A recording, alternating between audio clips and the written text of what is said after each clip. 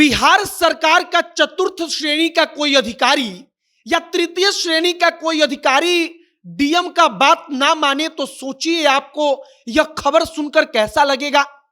कोई कर्मचारी जो अपने अधिकारी का पत्र फाड़कर कई टुकड़ों में करके फेंक दे और एक ही साथ डीएम साहब और अपने अधिकारी का औकात अपने नजर में अपने इशारे में बता दे कि हम आपको कुछ नहीं समझते, तब आपको कैसा लगेगा।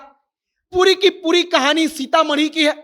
सीतामढ़ी में मोहम्मद इरफान कैसर नाम का एक वहां पर लिपिक है, सरकारी कर्मचारी है। उसका व्यवहार ठीक नहीं है, जिसके कारण डीएसओ साहब ने कई दफा पत्र लिखा।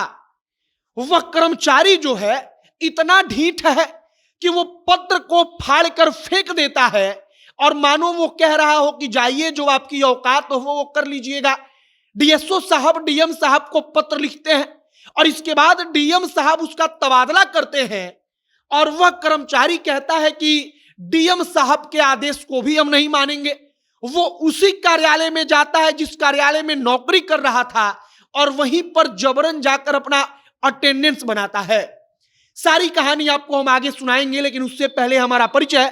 अब नमस्कार, मेरा नाम है मोहित कुमार सिंह और आप जनता जंक्शन देख रहे हैं। सीतामढ़ी में जबरन हाजिरी बना रहा है वो सरकारी लिपिक। उसके ऊपर आरोप क्या है? तो आरोप उसी कार्यालय में काम करने वाले कई अन्य कर्मी लगाते हैं जो उसके सहकर्मी हैं। जो लोग वहां पर काम कराने जाते हैं वो कहते हैं कि आपूर्ति कार्यालय में जो वहां पर लिपिक बैठा हुआ है उसका व्यवहार ठीक नहीं है।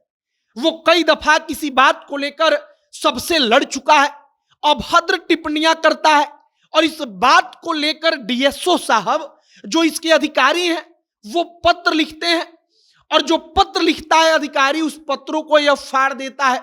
और पत्र के फाड़ने का आप मतलब समझिए कि यह कितना गंभीर मामला है कि कोई सरकारी कर्मचारी अपने अधिकारी का पत्र फाड़ दे, कोई सरकारी कर्मचारी अपने अधिकारी का बात ना माने और एक प्रकार से उसकी हैसियत बता दे। इसके बाद डीएम साहब इसका तबादला करते हैं। वो इसका तबादला किसी और जगह पर करते हैं और नवभारत टाइम्स ने अपनी रिपोर्ट में कहा है कि 9 तारीख को तबादले का आदेश दिया गया, लेकिन 15 अक्टूबर तक वह उसी कार्यालय में जाकर नौकरी करता रहा। मतलब कि वह कार्यालय छोड़कर नहीं जा रहा। बदले में वह कहता है कि डीएम साहब ने जहां पर तबादला किया है वो कार्यालय दूर है, इसीलिए हम नहीं जाएंगे, हमारी तबीयत खराब रहती है। अब आप इस बात को समझिए कि इस सरकारी कर्मचारी का मन जो है वो कितना बढ़ चुका है कि वो डीएम तक को चैलेंज देता है। सीतामढ़ी के जो डीएम है, शायद डीएम की वो औकात, वो हैसियत देख रहा है कि डीएम साहब हमारा क्या ही कर लेंगे।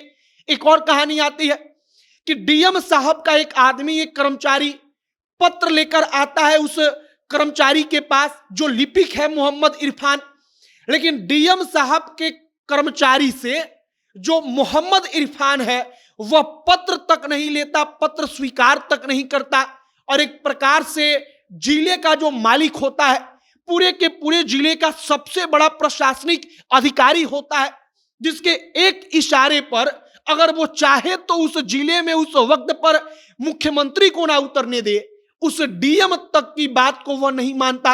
और फिलहाल जो मोहम्मद इरफान है वो मोहम्मद इरफान चर्चा का केंद्र बना हुआ है कि आखिरकार कोई कर्मचारी जिसका मन इतना बढ़ जाए उसके ऊपर कब तक कार्रवाई हो पाएगी और कार्रवाई कौन करेगा। फिलहाल सीतामढ़ी की पूरी कहानी है। मोहम्मद इरफान की कहानी आपको भी थोड़ी हैरान कर सकती है कि डीएम का बात ना माने, अपने अधिकारी का कोई कर्मचारी पत्र फाड़ दे, तो आप सोचिए कि उसका व्यवहार अन्य सहकर्मियों के साथ कैसा होगा। बाकी आपकी इस पर क्या राय है कमेंट बॉक्स में लिखकर बताइएगा। आगे जो भी और जानकारी, जो भी अपडेट और निकल कर आएगा सब कुछ हम आप तक पहुंचाएंगे। तमाम खबरों के लिए हमारे साथ बने रहिएगा। कैमरे से विशाल खड़े हैं और मैं मोहित कुमार सिंह। बहुत बहुत धन्यवाद।